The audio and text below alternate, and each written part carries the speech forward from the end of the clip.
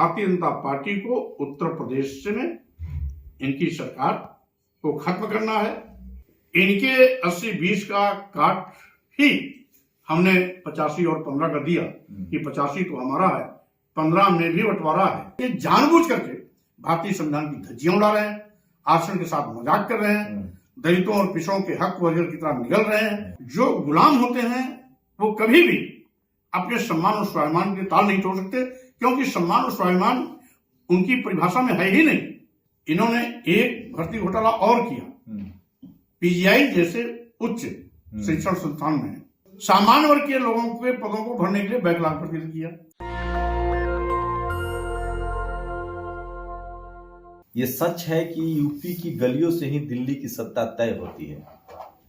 80 लोकसभा का सीट है और यूपी में जिसका कब्जा होता है, यूपी पर जिसकी सरकार होती है, केंद्र में उनकी सरकार बनती है।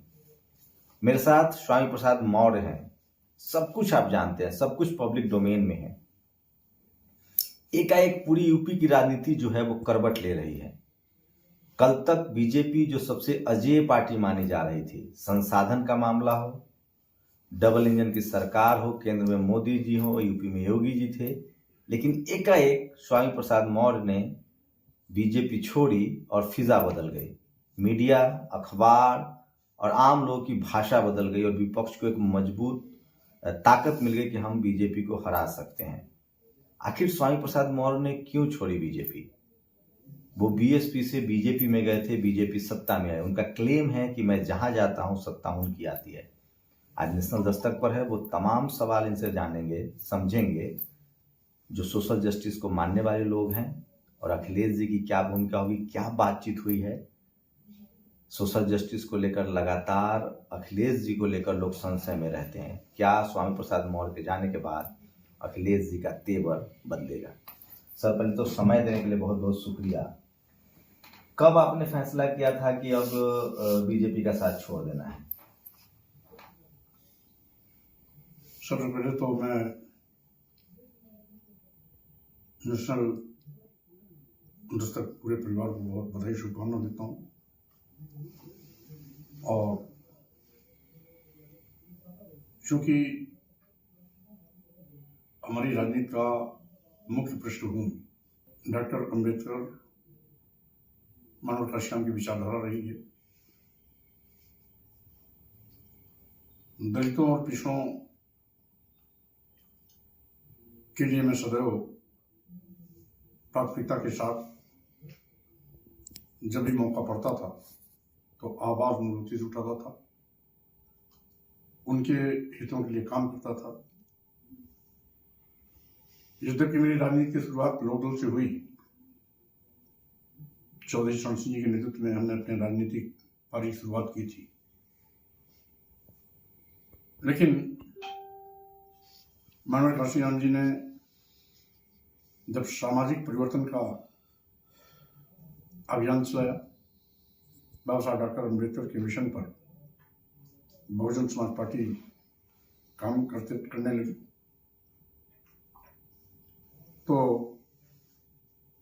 मैं बहुजन समाज पार्टी में सम्मिलित हुआ। 22 साल तक लगातार बहुजन समाज पार्टी में था। 5 बार मंत्री पद का शपथ लेने का मौका मिला, 3 बार नेता वजीर भी रहा। संगठन में भी बहुत महत्वपूर्ण पदों पर रहा। प्रदेश महामंत्री, उपाध्यक्ष, अध्यक्ष के साथ राष्ट्रीय महासचिव आदि पदों पर भी रहा। लेकिन मनोहर काशीराम जी के परिनिर्वाण के बाद जिस तरीके से राष्ट्रीय नेतृत्व की सोच में बदलाव आया, बाबा साहब डॉक्टर अम्बेडकर के मिशन और मनोहर काशीराम के सामाजिक परिवर्तन आंदोलन से हटकर सुश्री बहन मायावती जी काम करने लगी,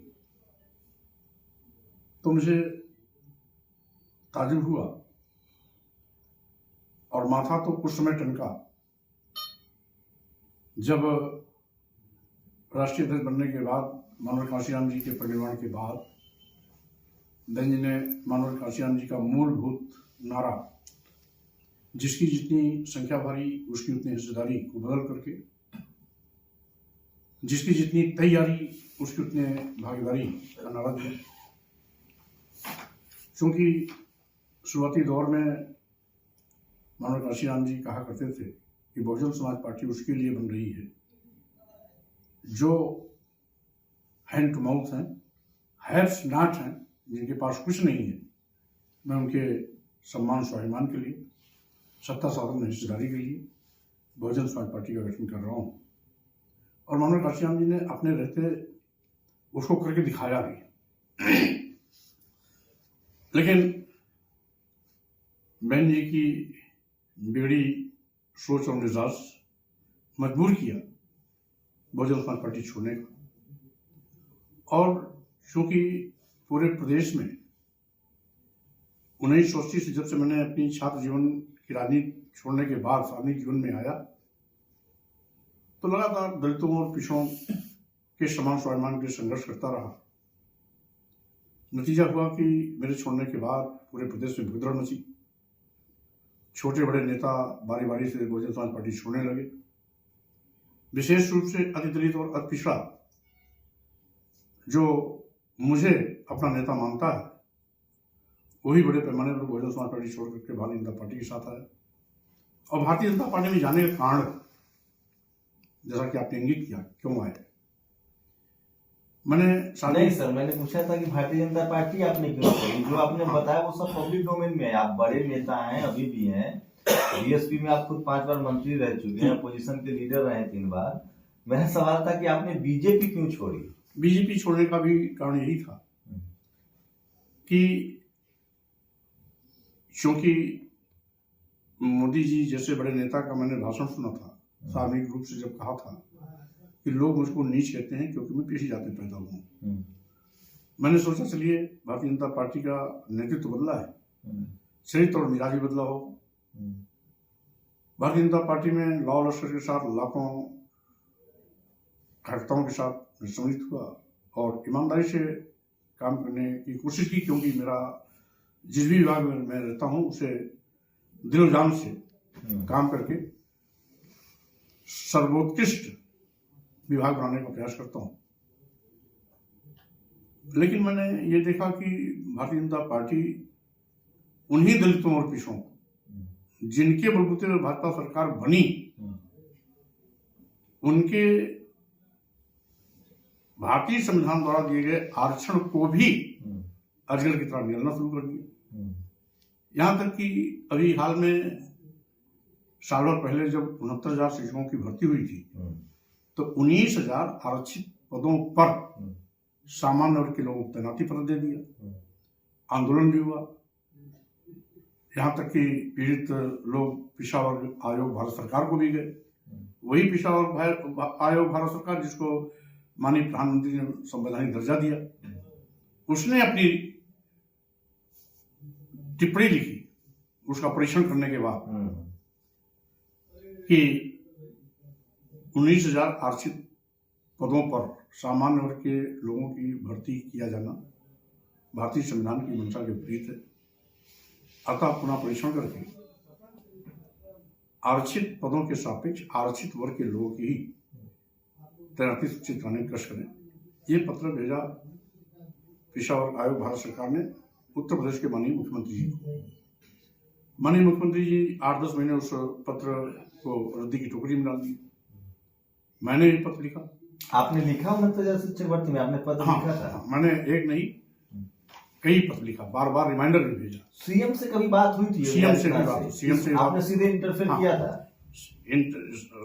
कई पत्र भेजा। उसके बाद जब छात्र मेरे पास आते थे मैं मुख्यमंत्री से बात भी करता था कि जो आरक्षित पदों पर सामान्य लोगों की भर्ती कर दी गई है ये सर्वथा गलत है, इसलिए इसके आप परीक्षण करवा लें और जितने भी आरक्षित पद के सापेक्ष सामान्य लोगों की भर्ती हुई है उसमें सुधार करें और आरक्षित वर्ग के लोगों की उसको तैनाती करवाएं।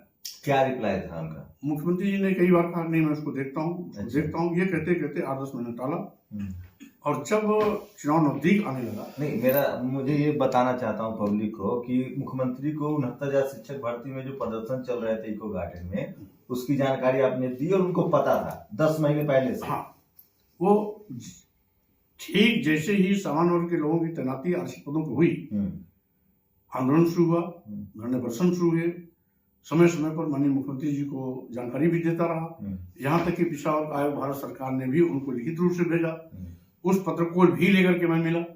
हमने कहा अब तो कम से कम इसे कर दें, नहीं तो इसका गलत संदेश जाएगा। उन्होंने आश्वासन दिया कि करेंगे, लेकिन उसको लटकाते रहे और फिर उन्होंने एक स्क्रीनिंग कमेटी बनाई, 3 अधिकारियों की स्क्रीनिंग कमेटी बनाई और स्क्रीनिंग कमेटी ने पिछड़ा वर्ग आयोग भारत सरकार के उस पत्र को जो माननीय मुख्यमंत्री को संदर्भित किया गया था उसका परीक्षण किया और मुख्यमंत्री को रिपोर्ट भेजे कि 19,000 नहीं बल्कि 6,000 आरक्षित पदों पर सामान्य वर्ग के लोगों को तैनाती हुई। तो चुनावी जब ऐसी बताइए स्वामी प्रसाद मौर्य जी कि जिस तरह से ये शिक्षक भला कभी आपके मन में नहीं आया, क्योंकि मैं 2-3 बार आया था लखनऊ उस कवर करने, आपको लगा नहीं था कि कभी एक बार जाके छात्रों से मिल लिया जाए? नहीं, छात्रों से हमेशा मिलते थे, छात्र मेरे पास आते थे। वहां जाने की मजबूरी थी आप? नहीं, वहां चूंकि किसी ने नहीं कहा कि आप मेरे पास यहाँ आए। अच्छा। वो हमारे पास हमेशा मिलते रहते थे, इनवाइट नहीं किया। और जब छात्र आते थे और जब भी आते थे मैं उनके प्रतिवेदन को केवल देता ही नहीं था, माननीय मुख्यमंत्री को पत्र भी देता। वो तो पब्लिक डोमेन में है आपका। हाँ। पूरा राजनीतिक जीवन रहा है बहुजनों के लिए, तो पत्र भी देता रहा और मौखिक कई बार वार्ता भी किया। यहाँ तक कि एक आध बार हमारे जो अन्य मंत्री हैं जो पिछड़े वर्गों से ताल्लुकात रखते हैं उन्होंने भी कहा, मेरे साथ कहा। अच्छा, मैं इसी पर आना चाह रहा था थोड़ा सा, चूंकि आप हैं शायद बोले, कैबिनेट में क्या होता था? जिस तरह से ब्यूरोक्रेसी में 20 जिलों में ठाकुर एसपी है, डीएम है, सवर्ण समाज का बोलबाला है ब्यूरोक्रेसी पर। आपको तो इतना लंबा अनुभव है, हम लोग तो अभी आपके सामने बच्चे हैं। ब्यूरोक्रेसी सरकारें चलाती हैं, क्या सही में एक भी दलित पिछड़े को मतलब कोई कुछ बोल नहीं सकता था? चुप्पी थी एकदम से। कोई स्वामी प्रसाद मौर्य जैसा नेता भी चुप था, जो 5 बार मंत्री रहा, जो नेता विपक्ष रहा, वो भी चुप्पी होती थी, मतलब चुप्पी बनी हुई थी सरकार में, कोई बोल नहीं पाते थे। देखिए, जब भी दलितों और पिछड़ों से जुड़ा कोई मामला आता था, मैं अपना पक्ष मजबूती से रखता था। और यहाँ तक कि जिस समय ये प्रस्ताव आया था, बिना एडवर्टाइजमेंट निकाले और बिना विज्ञापन के, मतलब बिना किसी आवेदन पत्र मांगे, चिकित्सा शिक्षा विभाग ने एक प्रस्ताव लाया कैबिनेट में कि चूंकि अनुसूचित जात, अनुसूचित जनजाति और पिछड़े वर्ग के अभ्यर्थी उपलब्ध नहीं है, इसलिए इनके स्थान को सामान्य वर्ग से भर लिया जाए। अच्छा। इस पर कैबिनेट में मैं कड़ा एतराज जताया। यहाँ तक कि बिना मुख्यमंत्री की अनुमति के मैंने उस अधिकारी को डांट भी पड़ी और उनसे उससे पूछा कि आपने कै बार एडवर्टाइजमेंट निकाला? 1 बार, 2 बार, 3 बार। जबकि आपका मंत्रालय भी वो नहीं था। हमारा मंत्रालय नहीं था, तो पंडित जी का मंत्रालय। हाँ, किसी का रहा हो, लेकिन कैबिनेट में कोई बात होता तो मैं किसी का विभाग हो, इससे हमसे मतलब नहीं, मैं अपनी बात रखता था। यहाँ तक कि उसमें मुख्यमंत्री जी ने मेरे उस आपत्ति पर सहमति भी जताई। मैं तो डांट ही चुका था, उसके बावजूद मुख्यमंत्री जी ने स्वयं उस अपर मुख्य सचिव चिकित्सा शिक्षा विभाग को बहुत तेज डांट भी पिलाई कि भाई तुम इस तरह से क्यों गलत काम करते हो, आइंदा से ऐसा मत करना। लेकिन उस प्रस्ताव को स्थगित नहीं किया। अच्छा मौर्य जी, सुनिए, आप लोक दल में रहे, बीएसपी में रहे, तो सब बहुजन लीडरशिप वाली पार्टी है। जब बीजेपी में आप गए हैं तो क्या उन लोगों को नहीं लगता है कि उनकी आबादी 10% है, 85% आबादी SC ST OBC की है, उसकी हितों की अनदेखी होती है, तो डर नहीं होता उन लोगों को वोट का? मैं चूंकि बीजेपी के नेताओं से कम मिलता हूं, क्योंकि मेरा थोड़ा बनता नहीं है, सवाल नहीं सुन पाते लोग। देखिए, अगर डर होता तो आरक्षित पदों में सामान्य वर्ग की भर्ती नहीं होती। अगर डर होता, आपको तो अनुभव हुआ नहीं, वही बता रहा हूँ। अगर डर होता तो बिना विज्ञापन निकाले 1 लाइन का प्रस्ताव इस प्रकार से कभी कैबिनेट में आता नहीं। और मुख्यमंत्री डांट तो पिलाए, मुझसे सहमति भी जताई, लेकिन उस प्रस्ताव को स्थगित नहीं किया। नतीजा हुआ कि वो प्रस्ताव जीवित रहा और उसी प्रस्ताव के आधार पर पिछले 7 महीनों से जितने भी उत्तर प्रदेश के चिकित्सा शिक्षा क्षेत्र के विश्वविद्यालय, मेडिकल कॉलेज है, सभी संस्थानों में केवल एक ही वर्ग विशेष के लोगों को तैनाती दी जा रही। कौन किस वर्ग विशेष के लोग? वो सभी सामान्य वर्ग के लोग हैं। अच्छा, उच्च वर्गीय है। एक आखिरी सवाल, जीबी पंत वाला मामला था जहां ओबीसी को लिख दिया गया नॉट फाउंड सुटेबल, एक बद्री नारायण मिश्रा जो वाइस चांसलर, वही मामला आया था। उस पर भी बात हुई थी। और उससे बड़ा तो कैबिनेट वाला था, क्योंकि ये तो पूरे प्रदेश के सभी चिकित्सा विश्वविद्यालय और मेडिकल कॉलेजों का था। वो तो एक संस्थान था, यहाँ तो सभी सैकड़ों संस्थान आ गए सबको लेकर के। और उसमें एक ही वर्ग विशेष यानी ऊंची जात के लोगों को भरना शुरू कर दिया, जनरल कैटेगरी वालों, केवल जनरल कैटेगरी वालों को। और अभी अभी जब मैं छोड़ा हूं उसके ठीक पहले इन्होंने एक भर्ती घोटाला और किया। पीजीआई जैसे उच्च शिक्षण संस्थान में सामान्य वर्ग के लोगों के पदों को भरने के लिए बैकलॉग भर्ती किया, जबकि बैकलॉग की भर्ती आरक्षित वर्ग के वो पद जो भरे पूरे नहीं रहते हैं उनको भरने के लिए बैकलॉग का सिस्टम है। देखिए, टीवी अखबार आपके पास नहीं है, डिजिटल सोशल मीडिया पर जो ट्वीट चलता है दिल्ली में बैठ के, जो भर्तियों में गड़बड़ी हो रही है, एक एक सीट के लिए जेएनयू, डीयू, जीबी पंत, मंत्रियों को इसकी खबर होती है, तो लिखना जरूर रखिए। एक बात बताइए, एक और पुराना सवाल एक और करेंगे, उस पर नया सवाल बढ़ाएंगे। हाँ, तो पहले पीजीआई वाला बता दें। हाँ, 54 पदों, हाँ, उस सब हम लोग 54 पदों पर सीधे सब सामान्य वर्ग के जनरल कैटेगरी के लोग यानी उच्च वर्गीय लोगों को तैनाती दिया जा रहा है। तो इसका मतलब है ये जानबूझ करके भारतीय संविधान की धज्जियां उड़ा रहे हैं, आरक्षण के साथ मजाक कर रहे हैं, दलितों और पिछड़ों के हक वगैरह की तरह निगल रहे हैं, और साथ ही साथ इतने बेशर्म हैं कि शारीरिक रूप से कहेंगे हम भारतीय संविधान की रक्षा करेंगे, और दूसरी तरफ भारतीय संविधान को बिल्कुल निगलना चाहते हैं। लेकिन एससी, एसटी, ओबीसी के जो एमएलए हैं, मंत्री हैं, उनकी चुप्पी बनी रहती है, सब मौर्या नहीं हो सकता, मतलब विरोध अब करेंगे, अभी भी डर रहता है। अब देखिए, जो कुछ समझते हैं, मैंने इस्तीफा दिया, बहुत से लोग आए भी, बहुत से लोग आए, और साथ ही साथ कुछ लोग ऐसे होते हैं जिनको दलितों और पिछड़ों के इंटरेस्ट से कोई मतलब ही नहीं है, उनको अपनी कुर्सी चाहिए, तो वो लोग नहीं आए। एक सवाल सब जानना चाहता है, कोई टीवी अखबार वाला तो सवाल पूछेगा नहीं, पर सबकी पीड़ा तो कोई महिला ही बताएगी। केशव प्रसाद मौर्य बीजेपी के अध्यक्ष थे, बीजेपी ने अच्छा मैनेज किया था, हर जिले में ओबीसी के अध्यक्ष बनाए गए थे। आप जैसे नेता को उन्होंने बड़ा तो जिम्मेदारी देने की बात कही होगी। सीएम का जो मामला था, बाद में पहले अरुण जी का, वो उनका नाम, गाजीपुर वाले जो अभी जो गवर्नर है उनका नाम आया, सिन्हा जी का, फिर योगी बन गए। केशव प्रसाद मौर्य कहाँ कमजोर पड़ गए थे? क्या आप लोग इसको लेकर सचेत नहीं थे कि भाई सीएम कोई पिछड़ा हो जाए? देखिए, दो चीजें, भारतीय जनता पार्टी ने यद्यपि सार्वजनिक रूप से मुख्यमंत्री चेहरे की घोषणा नहीं की थी, लेकिन व्यवहारिक रूप से जैसा कि भारतीय जनता पार्टी या किसी अन्य राजनीतिक पार्टी की व्यवस्था है, अगर चेहरा डिक्लेयर नहीं होता तो ज्यादातर प्रदेश अध्यक्ष को मौका मिलता है। क्योंकि उसमें केशव प्रसाद मौर्य जी प्रदेश सदस्य थे, उनकी अध्यक्षता में ही पूरा प्रदेश का चुनाव लड़ा गया, और साथ ही साथ मतलब इन्होंने हिडन एजेंडे के रूप में वो कभी केशव प्रसाद मौर्य जी नाम लेते थे, कभी मेरा नाम लेते थे कि सीएम इन्हीं दोनों में से किसी को बनना है। तो मैं भी सोचता था चलो केशव प्रसाद मौर्य जी प्रदेश अध्यक्ष हैं तो उनकी पार्टी स्वाभाविक रूप से होगी, और कभी कभी भूले बिसरे केशव प्रसाद जी के साथ नाम आता था मुख्यमंत्री की दौड़ में महेश शर्मा जी का, और तीसरे पायदान पर कभी कभी आता था हमारे दूसरे डिप्टी सीएम माननीय शर्मा जी का।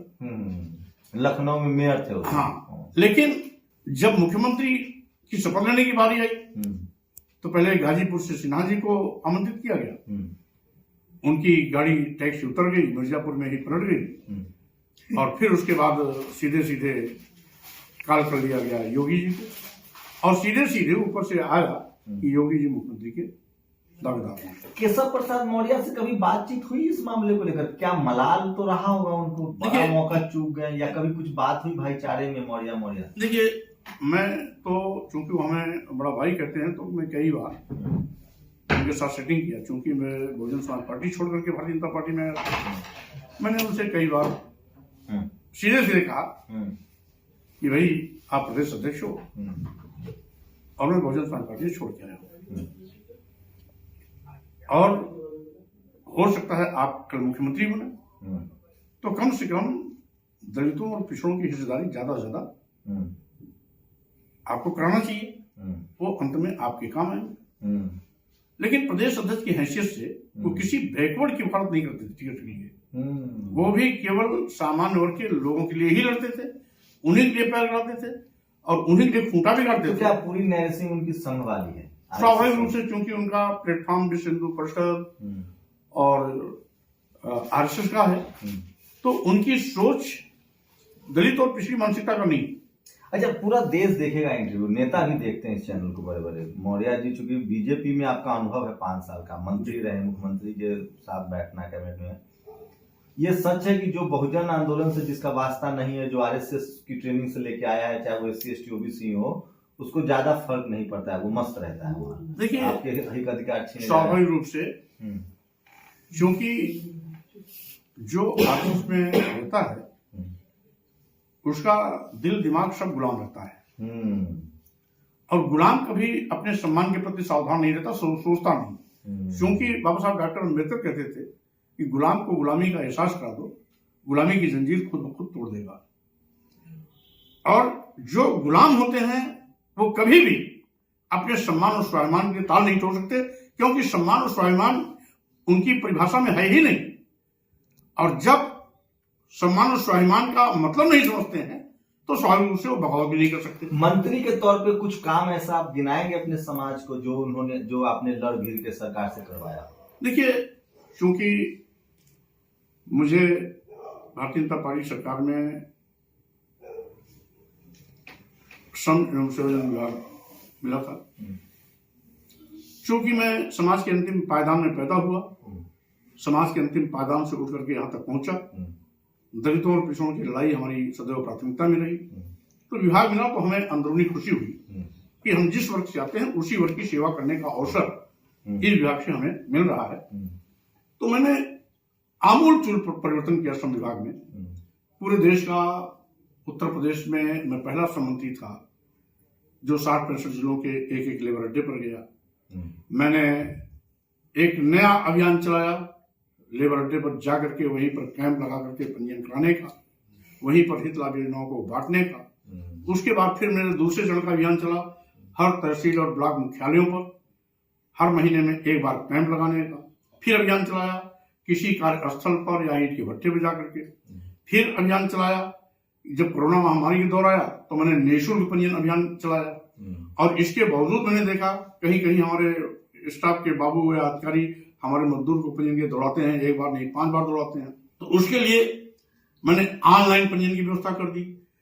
फिर हमें यह भी कहीं महसूस हुआ कि पहले एक व्यवस्था थी कि हर मजदूर को पंजीयन कराने के लिए किसी ठेकेदार से 90 दिन काम करने के अनुभव का प्रमाण पत्र लेना पड़ता था। हमने देखा कोई ठेकेदार देता ही नहीं प्रमाण पत्र, तो मैंने कह दिया सेल्फ डिक्लेरेशन ही काफी है, अब किसी सर्टिफिकेट की आवश्यकता नहीं है, वो सेल्फ सर्टिफाइड कर दे कि हम श्रमिक हैं और ये काम करते हैं, सेल्फ अटेस्टेड चल जाए। तो इसी के आधार पर उसका पंजीयन शुरू हो गया। और उसी का नतीजा था कि 2009 में श्रमिकों के कल्याण के लिए बोर्ड गठित हुआ था। हमारे मंत्री बनने के पहले यानी 8-9 सालों में कुल श्रमिकों का पंजीयन मात्र 34 लाख था। हमने अपने कार्यकाल में इस संख्या को 1,30,00,000 के पार पहुंचाया। 9 सालों में, विगत सरकारों के 9 साल में कुल लाभार्थियों की संख्या थी 7 लाख।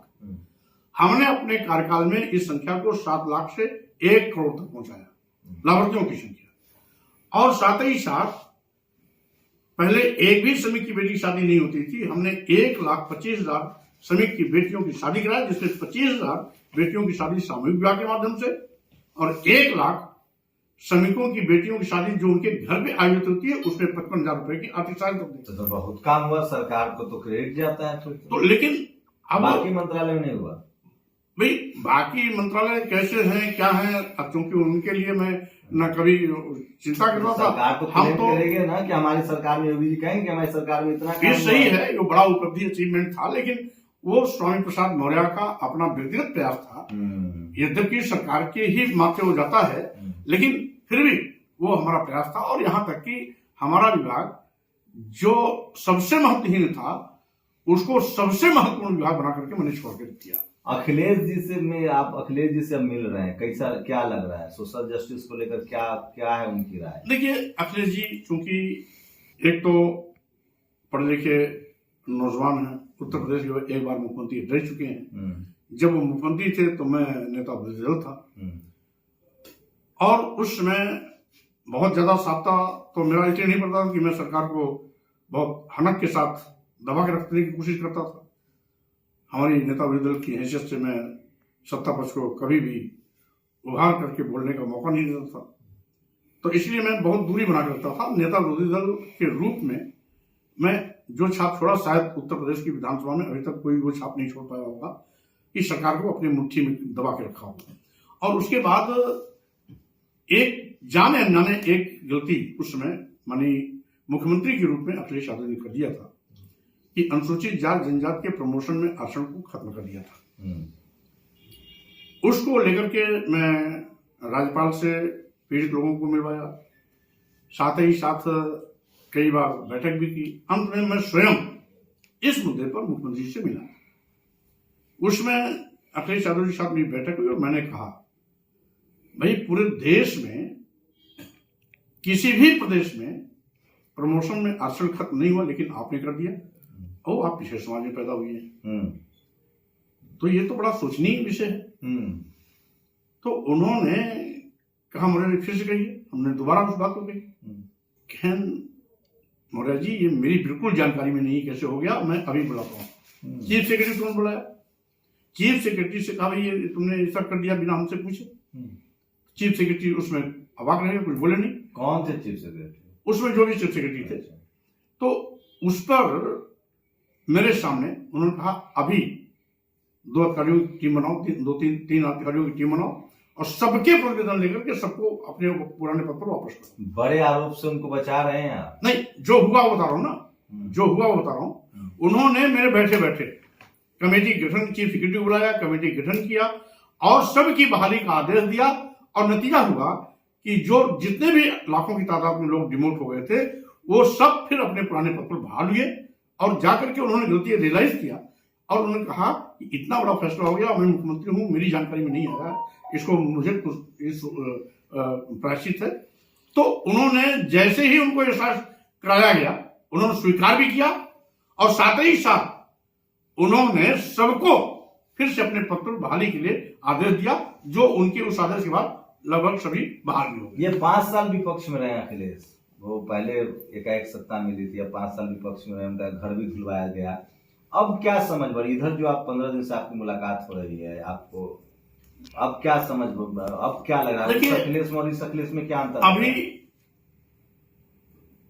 क्योंकि स्वाभाविक रूप से जो भारत की जातीय व्यवस्था है वो इस देश के लिए कैंसर है। क्योंकि हम लोग पीड़ित हैं, बनाने वाले कोई और हैं, और ये खत्म तभी होगा जब बनाने वाले आगे आएंगे। वो कभी आगे आएंगे नहीं, क्योंकि उसमें उनका हित और स्वार्थ निहित है। इसलिए जितने पीड़ित हैं, क्योंकि अखिलेश जी इस बात को जानते हैं, रियलाइज तो करते हैं कि जिस मुख्यमंत्री आवास को मैंने छोड़ा उसको धुलवाया गया, तो स्वाभाविक रूप से जाति अपमान का दंश तो उनको भी झेलना पड़ा, भले ही वो मौका छोटा रहा हो। लेकिन जो भी स्वाभिमानी व्यक्ति होता है, छोटे से भी अपमानजनक किए गए व्यवहार को जिंदगी में कभी नहीं होता। आपकी भूमिका क्या होगी समाजवादी पार्टी में गए हैं? देखिए, अभी तो सबसे पहली मंत्री बनने के लिए तो आप गए नहीं। हमारी सबसे पहली भूमिका है उत्तर प्रदेश से भारतीय जनता पार्टी सरकार को बाहर का रास्ता दिखाना। हमारे जाने के पहले, यानी 2017 के पहले, भारतीय जनता पार्टी ने उत्तर प्रदेश में 14 साल का वनवास झेला था। हम लोगों के वहां जाने पर 14 साल का वनवास खत्म हुआ, पूर्ण बहुमत की सरकार बनी। लेकिन जो इन्होंने पाप किया, आज पूरा उत्तर प्रदेश जल रहा है। दलितों का आरक्षण मारा जा रहा है, पिछड़ों का हक मारा जा रहा है, भारतीय संविधान खतरे में है।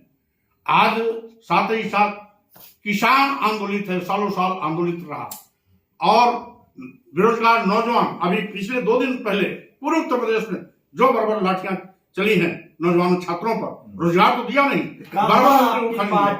तो स्वाभाविक रूप से सड़क पर तो निकले नहीं, पूरे स्वाभाविक रूप से विरोधी के रूप। इसमें चूंकि निर्वाचन आयोग की आचार संहिता लगी है, धरना प्रदर्शन वैसे भी नियमानुसार नहीं हो सकता, लेकिन ये घटना भी 2 दिन पहले की है, तो स्वाभाविक रूप से आज इन सबसे उत्तर प्रदेश के लोगों को निजात दिलाना है। इनकी नीतियों से छोटा व्यापारी भी आज चौराहे पर खड़ा हो गया है। तो कुल मिलाकर के उत्तर प्रदेश को भारतीय जनता पार्टी ने जो शोषण करने का अखाड़ा बना लिया, यूं कहिए कि इसको भारतीय जनता पार्टी ने अपना चारागाह बना लिया मनमाना करने का। तो भारतीय जनता पार्टी को उत्तर प्रदेश में इनकी सरकार को खत्म करना है। इन 2017 के पहले इनका आंकड़ा था 45 विधायकों का, उस आंकड़े पर पहुंचाने का हमारा लक्ष्य है। और साथ ही साथ उत्तर प्रदेश को एक नए विकास के साथ सभी लोगों के सम्मान स्वाभिमान का ध्यान रखते हुए नियमानुसार और भारतीय संविधान की व्यवस्था के अनुसार सबको न्याय प्रदान करना है। और इसलिए मकसद मंत्री बनना और विधायक बनना नहीं, तो मैं कही रहा मकसद है उत्तर प्रदेश में जो जनजाति के शिकार हुए हैं, जिनका शोषण हुआ है, जहां संवैधानिक हक छीना गया है, उन सबको न्याय दिलाना। और तभी संभव है जब भारतीय जनता पार्टी को सत्ता से बाहर करना है। पिछड़े समाज कितना % आपको लगता है? लोग तो हम लोग दिल्ली में बैठ के कह रहे हैं कि अभी आधा पिछड़ा जो है बीजेपी के साथ है। देखिए, जो मेरा राजनीतिक अनुमान है, इनका आंकड़ा दाहिने में जाने वाला है और 50 विधायक के नीचे की संख्या भाजपा की होगी। ये विभिन्न चैनलों के माध्यम से भले ही कोई भी इलेक्शन पोल की गिनती करवा ले, लेकिन जनता जब अपना पोल रिजल्ट देगी तो उसमें भाजपा के विधायकों की संख्या दाई में चिपटेगी, वो भी 50 के नीचे आंकड़ा आएगा। अभी हिंदू मुस्लिम बाकी है सर, टीवी अखबार से पार पा लेंगे आप लोग, निपट लेंगे। आपने देखा होगा इनके 80-20 का काट ही हमने 85 और 15 का दिया कि 85 तो हमारा है, 15 में भी बंटवारा है। और उसके बाद इनका 80-20 तो मर गया, क्योंकि अगर इनका 80 सही माने में नारा होता तो 25% अनुसूचित जाति और जनजाति के लोग भी हिंदू हैं, 54% पिछड़े वर्ग के लोग भी हिंदू हैं। ये 80-82% लोग जब पिछड़े और दलित सब हिंदू ही हैं, और हिंदू के अगर ये हमदर्द होते तो इनका आरक्षण कभी खत्म नहीं करते। इसका मतलब है ये दलितों और पिछड़ों को हिंदू नहीं मानते, ये हिंदू केवल ऊंची जात को मानते हैं। वो मुट्ठी भर 5% लोग ही इनकी नजर में हिंदू हैं। और इसीलिए मैंने नारा दिया कि अब तुम्हारा नारा नहीं चलेगा, अब हमारा नारा चलेगा कि 85 तो हमारा है, 15 में भी बंटवारा है। तो 15% में भी जो गरीब हैं, जो कमजोर हैं, जो शैक्षणिक और आर्थिक रूप से बहुत निचले पायदान पर हैं, हम उनको भी साथ लेंगे और उनके भी सम्मान स्वाभिमान की बात करेंगे। कितनी सीटें आएगी लगभग? हम पूर्ण प्रधान बहुमत की सरकार बनने जा रहे हैं। लेकिन शेड्यूल कास्ट गोलबंद हो रहा है सर, जिस तरह से रावण का पूरा मामला आया, शेड्यूल कास्ट को लग रहा है कि हमारे सम्मान से समझौता नहीं हुआ है और वो बहन जी के साथ गोलबंद हो रहे हैं। अब बताइए, अगर मुस्लिम वोट में डेंट लगता है, पिछड़ा आधा बीजेपी के साथ चला जाता है, शेड्यूल कास्ट का वोट नहीं मिलता है, बीजेपी के पास ऑलरेडी 15% वोट सवर्ण समाज का है, अगर आधा ओबीसी जाता है मतलब 45 का आंकड़ा वो छूते हैं। देखिए, इस समय दलित हो या पिछड़ा, उसको दिखाई पड़ रहा है भारतीय संविधान खतरे में है, उसको दिखाई पड़ रहा है हमारा आरक्षण मारा जा रहा है, उसको ये भी दिखाई जा रहा है कि हमारे आरक्षित पदों को सामान्य वर्ग के लोगों की भर्ती हो रही है, उसको ये भी देखा जा रहा है कि ये सरकार केवल सामान्य वर्ग के हितों की पूर्ति करने वाली है और सबके विरोध में काम करती है। इसलिए व्यक्ति विशेष का अपमान माने नहीं रखता है। करोड़ों करोड़ दलितों और पिछड़ों का जब अपमान हो रहा है तो स्वाभाविक रूप से अपने अपमान का बदला लेने के लिए वो एक बड़े प्लेटफॉर्म पर इकट्ठे होंगे और इकट्ठे होकर के हम एक और समाजवादी पार्टी सरकार बनाएंगे और वहीं पर भारतीय जनता पार्टी को बदमाश के लिए भेजने का काम करेंगे। ये गोलबंदी दिख रही है आपको? स्वाभाविक रूप से बड़े पैमाने पर गिर रही और बन रही है। और यहां तक कि भारतीय जनता पार्टी के तमाम ऐसे लोग जो अपने को आरएसएस का प्रचारक बोलते हैं, उन्होंने मुझे को वेलकम किया, नाम नहीं लूंगा, उन्होंने वेलकम किया और ये भी उन्होंने कहा कि मोरा जी आवश्यकता समझेंगे तो हम भी आपके साथ चल पड़ेंगे। एक आखिरी सवाल, स्वामी प्रसाद मौर्य की का जो कद है वो बहुजन समाज तो जानता है, लेकिन टीवी अखबार वाला आपको कह रहा है कि आप मौका दे के चौका मार रहे हैं, चूंकि बीजेपी की स्थिति खराब है तो आपने, देखिए टीवी की वजह से खराब हुई स्थिति, अब खराब हो रही थी। देखिए टीवी अखबार में कौन है आप जानते हैं, मैं उन पर टिप्पणी नहीं करना चाहता कि वो अपना धर्म निभाते हैं और कभी कभी मजबूरी में लिखते हैं, क्योंकि किसी दलित किसी पिछड़े का चैनल और मीडिया नहीं। दलित और पिछड़े वर्ग के लोग चैनल में रिपोर्टर हो सकते हैं, लेकिन ओनर और मालिक वही लोग हैं जो मुख्यमंत्री जी की इर्द गिर्द में बैठते हैं, उठते हैं, चलते हैं। और इसलिए तमाम रिपोर्टर अपनी बात नहीं रख सकते, वो भी दबाव में काम करते हैं, इसलिए मैं उन पर कोई टिप्पणी नहीं करूंगा। तो अखिलेश जी को भी तो आप ही नहीं समझा दिया, आजकल बहुत मीडिया वाले पर हमलावर हो रहे हैं। नहीं भाई, अखिलेश जी कोई दुधमुहे बच्चे नहीं है। जो उत्तर प्रदेश का मुख्यमंत्री रह चुका हो और समाजवादी पार्टी का राष्ट्रीय अध्यक्ष हो, स्वाभाविक रूप से उसकी अपनी समझ है, उसका अपना सोच है, और वैसे भी समाजवादी परिवार में पैदा हुए हैं। समाजवादी पार्टी की यहाँ पर कई बार सरकार रही है। श्री मुलायम सिंह यादव जी स्वयं 4 बार मुख्यमंत्री रहे हैं, अखिलेश यादव जी भी 1 बार मुख्यमंत्री हो लिए। तो अब हम उनको पूरा का पूरा परिपक्व नेता मानते हैं, इसलिए हम समझते हैं कि सभी दलितों और पिछड़ों की पीड़ा एक है। चलिए एक आखिरी सवाल, कितना सवन वोट करेगा बीएसपी को? अखिलेश जी कह रहे हैं कि हम प्रोग्रेसिव पिछड़ा है, 100 टिकट लगोगे आप लोग देने जा रहे हैं 15% आबादी को। देखिए, आपकी पार्टी दे रही है, इससे भाग नहीं सकते हैं आप। देखिए, हमने आपको ये भी कहा ना, हम तो सबको साथ लेकर चलने की कोशिश करते ही हैं। भाई, इनका 10% आरक्षण जब लागू हुआ, हमें जानते हैं कि संवैधानिक व्यवस्था के अनुसार नहीं था, लेकिन फिर भी हमने उसको वेलकम किया, उसका विरोध इसलिए नहीं किया कि चलो भाई, समझ में भी गरीब हैं।